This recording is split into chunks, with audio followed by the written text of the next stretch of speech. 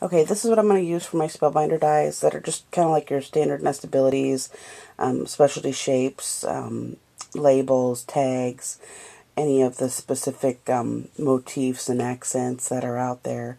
For the grand dies, I don't do any kind of storage. I just keep them in the original container and hang them throughout. But this is what I want to show you real fast. This is what I've used in the past. These are the mini 8x5 binders that you can get at Staples by Avery.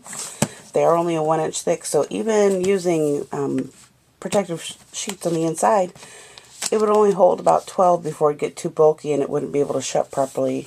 So I realized that's a problem. But the other problem is that having to get these in and out every time, and just to come out, get one die, take it off, and then have to put this back, and then have to pull it back out, put the die back, and then put it back in.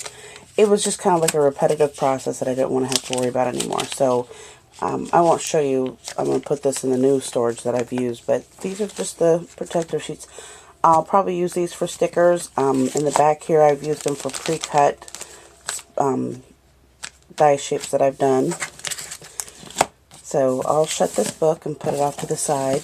So this is the twisted metal tags and accents, and I'm just going to file these in my new filing system, but I want to show you first is how I've done the magnetic portion on the back of this booklet. So here is the actual appearance of what I'm going to use to keep it filed. It does do a really good job of keeping them on there, but what it is these are non-adhesive magnetic sheets. They're very thin, but they're very strong. But as you can tell, there's actually a laminate sheet that's over the top. Clear contact paper would just make it too thick for the magnets, and it wouldn't actually work well with the dies. I've tried that, so I had to go to a different method. But at Staples, they have the laminate rolls that you can buy for like $20. I've always keep those on hand for scrapbooking anyway, so I thought this would be a good time to use those as well. But when it comes to the magnetic sheets, I was looking at self-adhesives. Sometimes they get too thick and they roll up on the corners. But I was looking for the best price online, and I've actually found a different method that works better. I referenced somebody online, and they had suggested using actual magnetic vent cover. And these are 8 by 15 in size. Oh, where's it at? Right here. So what I've done was I've already cut some for these tags and another one. So I'm just going to show you in comparison. This here is the size that I have 2 left that I can cut for the longer, more detailed booklets or dies. For nestabilities, you can get away with using a smaller cut, so I would just cut those to fit. You could probably get about 6 to 8 depending on what you are wanting to store on the back of the booklets. But for the detailed ones, the tags, all the specific dies that are not nestabilities, I would recommend doing it the longer form and just cutting it to cut and fit on the back of the booklet. With that in mind, you can get 4 cuts out of this one piece of magnet for those. And with 3 sheets, you can do 12 booklets. And these sheets cost $6 plus tax at Lowe's. So that's very affordable for what you can do.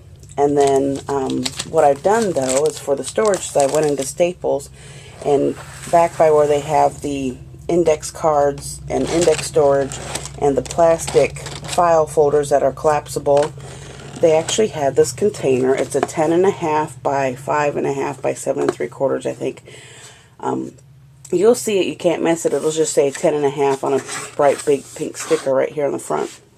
But what's great about this storage is that they come with 12 indexes with the tags on the outside, and then they come with 12 half moon stickers, so you can label all of these inserts.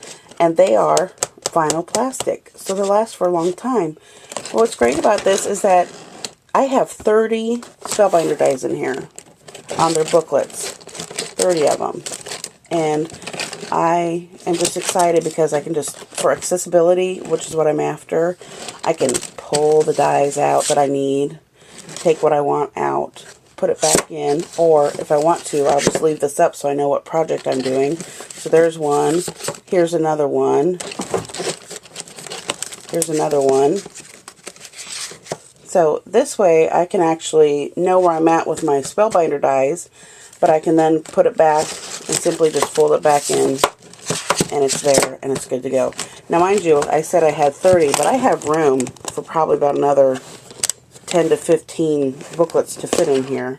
So I'm just going to add my twisted metal tags into my accent coordinates. And there you go. Now I know with the new art bin storage container, it's a big sheet of magnets that you can put your dies on. But the part about that is that you don't have reference to what specific die shape you want. And you don't have reference to the booklet. I like the booklet because I want to see what I want to cut before I see the die. So this is a great way to store. I hope you all find this video helpful, and thank you.